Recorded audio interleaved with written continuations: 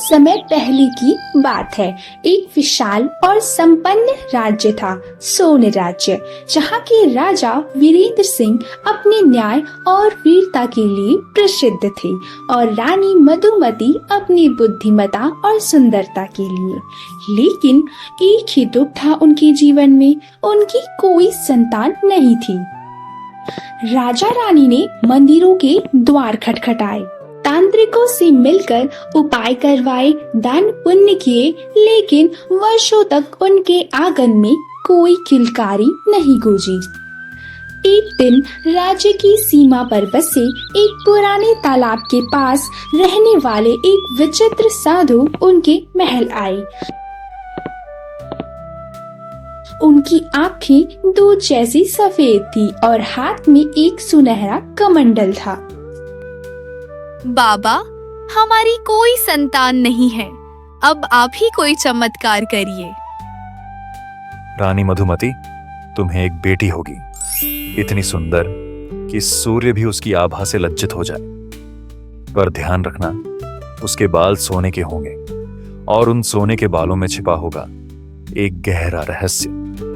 साधु ने एक चमचमाता कंगन रानी को दिया और बोला, ये कंगन उसके जन्म के समय उसके सिरहाने रखना और ध्यान रहे, जब तक वह 18 वर्ष की न हो जाए उसके बालों को कंघी से नहीं संवारना, वरना विनाश होगा। ठीक 9 महीने बाद एक शुभ पूर्णिमा की रात रानी को एक सुंदर बेटी हुई। उसकी त्वचा दूध जैसी उजली थी और बाल तो खरे सोने जैसे चमकदार थे। राजा ने उसका नाम सुहानी रखा। रानी ने साधु की उस बात को याद रखा और सुहानी के पास वही कंगन रख दिया। सुहानी जैसे जैसे बड़ी हुई, उसकी सुंदरता और बालों की चमक दूर दूर तक फैलने लगी। हर कोई कहता, राजकुमारी के बाल तो बिल्कुल असली सोने जैसे लगते हैं। पर रानी अब भी हर रोज उसे बालों को कंघी करने से रोकती थी। माँ, मैं अपने इन प्यारे बालों को कब संवारूंगी? आप तो कहीं मुझे बाहर भी नहीं जाने देती।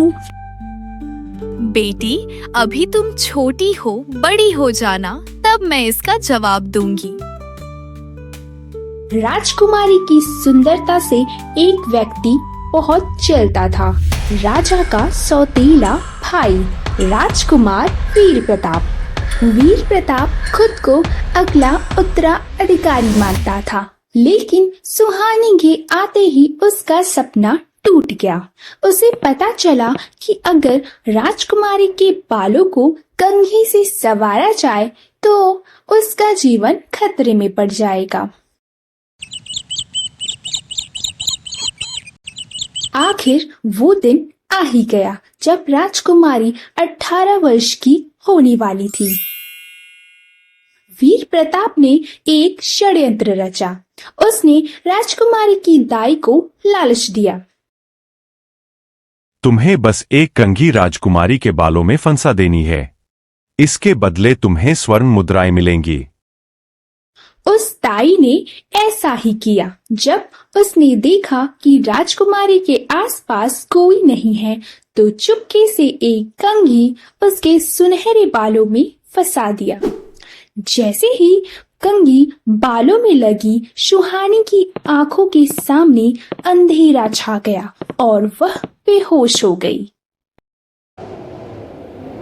तुरंत तेज हवाएं चलने लगी, आकाश में बादल छा गए, जोरों की बारिश होने लगी। राजा और रानी बहुत डर गए। रानी को साधु की बात याद आई।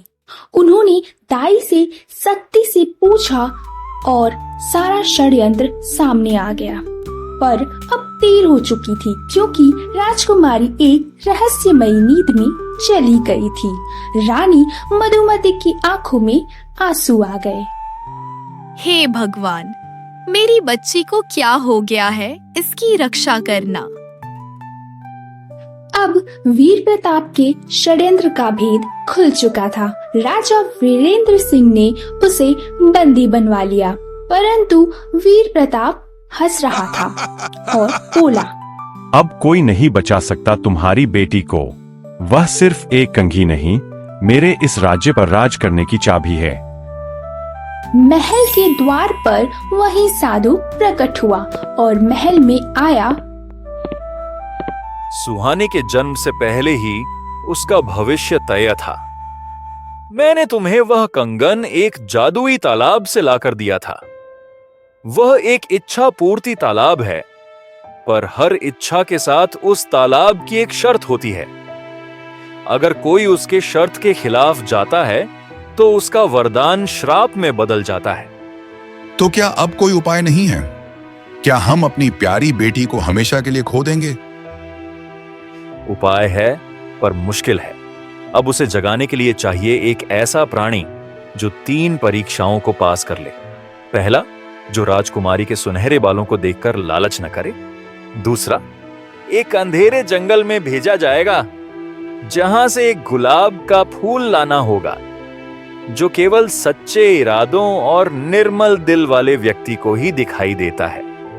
और तीसरा, सुनहरी चिड़िया की आंखों में सही निशाना लगाएगा। राजा ने घोषणा की, जो भी राजकुमारी को इस श्राप से मुक्त करेगा, मैं उससे अपनी बेटी का विवाह कराऊंगा और सारा राज्य उसे दे दूंगा। पूरे राज्य में बस इसी बात की चर्चा होने लगी। कुछ दिन बाद राज्य के दक्षिण छोर पर बसे एक राज्य का राजकुमार आया। उसका नाम था हर्षवर्धन। वह राजकुमारी को बहुत चाहता था। उसने सोने के बालों वाली राजकुमारी के श्राप के बारे में सुना था और वह सोन राज्य में आया। मैंने राजकुमारी के बारे में सुना। मैं राजकुमारी को इस श्राप से मुक्त कराऊंगा। ये इतना भी आसान काम नहीं है। मुझे पता है, पर मैं कोशिश तो कर सकता हूँ। हर्षवर्धन राजा और रानी से आज्ञा लेकर राजकुमारी के पास गया और देखते ही देखता रह गया। उसने राजकुमारी को लालच की नजरों से नहीं, बल्कि प्यार की नजरों से देखा और उसने निश्चय किया कि वह सारी परीक्षाओं को पास करके रहेगा। राजकुमार ने पहली परीक्षा तो पास कर ली। अगले दिन राजकुमार दूसरी परीक्षा के लिए जंगल की ओर निकल गया। वहां उसने गुलाब के फूल देखे और ढेर सारा खजाना भी। तभी एक पेड़ से आवाज आई, तुम्हें क्या चाहिए? मुझे बस एक गुलाब का फूल चाहिए। एक गुलाब का फूल? क्या तुम्हें इतना सारा खजाना नहीं दिख रहा? तुम्हें खजाना नहीं चाहिए? नहीं, मुझे बस वह एक फूल चाहिए। तुम एक सच्चे दिल के इंसान हो। तुम जितने चाहो उतने फूल ले जा सकते हो। राजकुमार एक फूल लेकर राजमहल लौट आया। अब बारी थी तीसरी परीक्षा की। सभी लोग महल के बागीचे में आए। राजकुमार ने निशाना साधा और सुनहरी चिड़िया पर तीर चला दिया। तीर जाकर सीधा चिड़िया की आंखों पर लगा। तीसरी परीक्षा के पूरे होते ही तेज हवा रुक गई और काले बादल हट गए। राजकुमारी गहरी निद्रा से जागकर बगीचे में आई। सभी लोग राजकुमारी को देखकर बहुत खुश हुए। तुम्हारा बहुत बहुत धन्यवाद। तुम्हारे जैसा साहसी कोई नहीं। अब ये सारा राज्य तुम्हारा हुआ और हमारी बेटी भी। राजकुमारी सुहानी को भी राजकुमार बहुत पसंद आए। महल में उत्सव मनाया गया। दोनों राजकुमार और राजकुमारी का विवाह धूमधाम से किया गया। इसलिए कहते हैं कि साहस, ईमानदारी और प्रेम से सब कुछ जीता जा सकता है। अगर कहानी पसंद आई तो चैनल को सब्सक्राइब करना ना भूलें और कमेंट में अपना नाम लिखें और अगली कहानी में हम आपका